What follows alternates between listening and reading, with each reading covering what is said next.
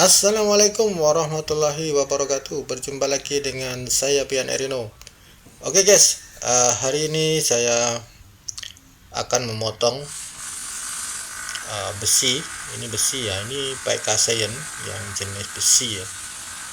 Ini saya nak potong dengan grinder atau dengan grinder ini ya. Ini posisi di tepi dinding ya, jadi kita kalau nak potong dengan grinder tu memang tak boleh habis lah. Jadi kena ada trik macam mana kita nak potong seperti ini. Kita akan potong seperti ikutkan dia punya marking ni. Nanti kita potong tepi seperti ini, lepas tu kita potong seperti ini, seperti ikut marking ni tepi sini, sebab yang tepi dalam tu memang tak sampai lah dia punya mata mark kita ni. Jadi kita kena potong seperti ini, buat potong seperti C. Nanti kita untuk marking dia saya gunakan ini 4 inci UPVC, biar nanti dia lurus sikit lah. Kalau kita nak marking boleh gunakan pakai macam ni, saya punya ni. Kalau kita gariskan saja nanti takut dia bengkok. Memotong besi macam ni yang posisi dia berdiri adalah sangat berbahaya, sebab nanti kalau dia bergoyang turun sedikit, dia akan menjepit mata pisau pemotong kita atau mata pisau grinder kita. Jadi kita kena berhati-hati dan perlu trik macam mana kita nak potong benda besi macam ni agar tidak pecah mata grinder ni.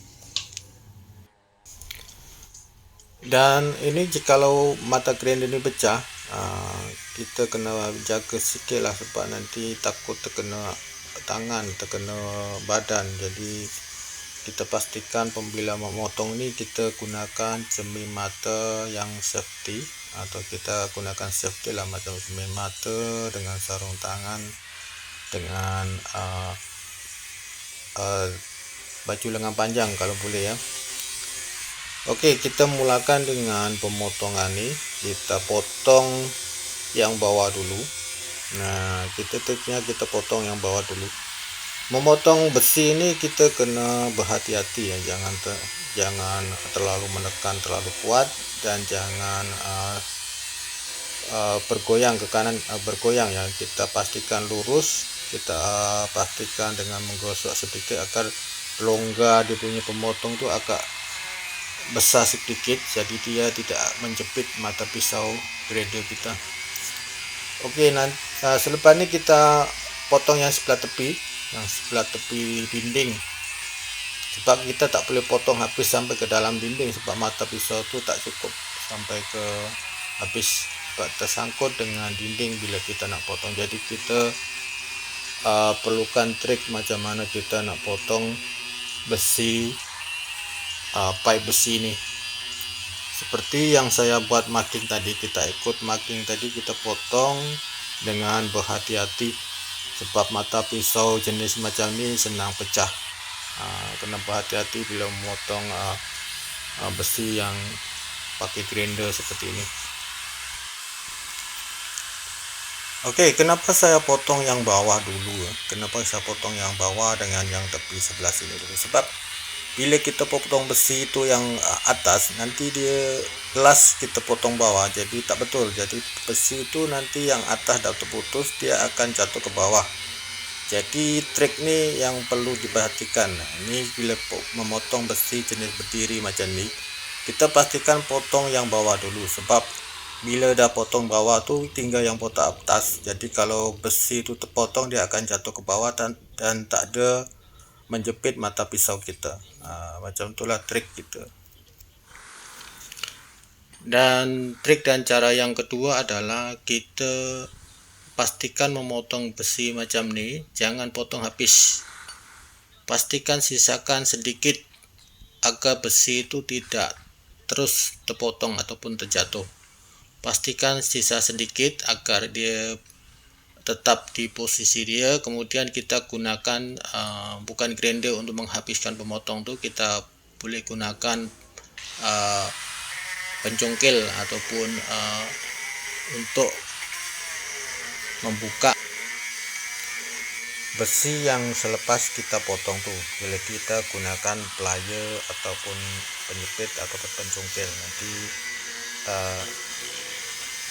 nanti saya akan tunjukkan cara dia selepas potongan ini habis.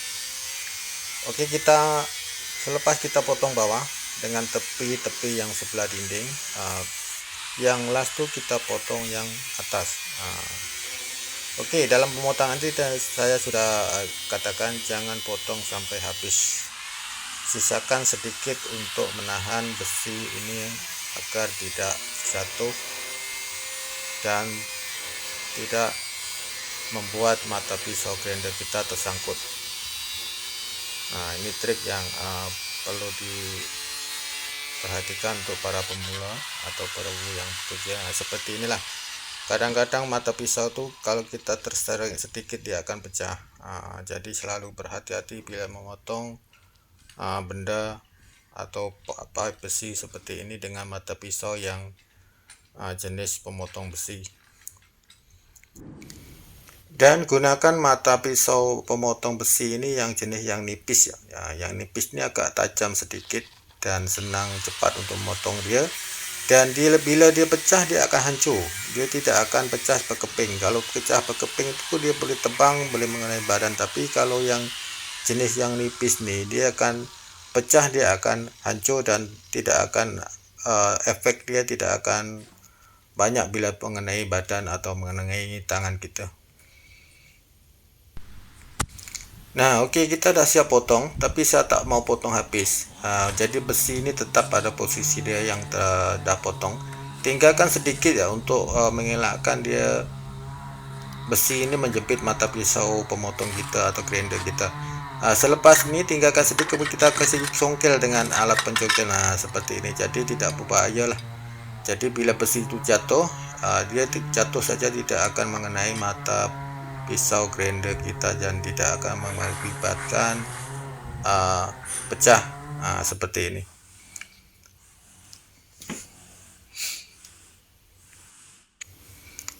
Oke, seterusnya kita potong yang bagian tepi. Sedang kita dah potong separuh lebih atau 3/4 ataupun 3 suku. Jadi tinggal suku yang belum kita potong. Kemudian kita tinggal potong yang satu lagi. Ini kita berhati-hati betul lah. Ini sebab ini yang last. Dan pastikan jangan potong habis. Sisakan sedikit agar dia tidak menjepit mata pisau kita bila besi ini bergerak turun. Ini trik dia. Jadi sisakan sedikit, nanti tinggal sedikit tuh kita boleh buka dengan plier atau kita boleh ketuk dengan hammer agar dia tidak membahayakan kita. Oke, pastikan dia jangan potong habis ya, kita sisakan sedikit agar besi ini tetap pada posisi. Nah, seperti ini. Tinggal sedikit, kita tinggal buka dengan plier agar tidak berbahaya untuk kita lah. Jadi ini trik kita bila nak potong besi yang dekat dinding dan posisi dia berdiri. Nah, seperti ini. Tinggal sedikit ni kita buka pakai plier ke ketuk pakai hammer, senang, jadi boleh lepas. Jadi pastikan jangan potong habis, sebab kalau potong habis tu memang takut mengenai mata pisau grinder kita dan mengakibatkan pecah. Oke, cukup sekian. Semoga bermanfaat. Assalamualaikum warahmatullahi wabarakatuh.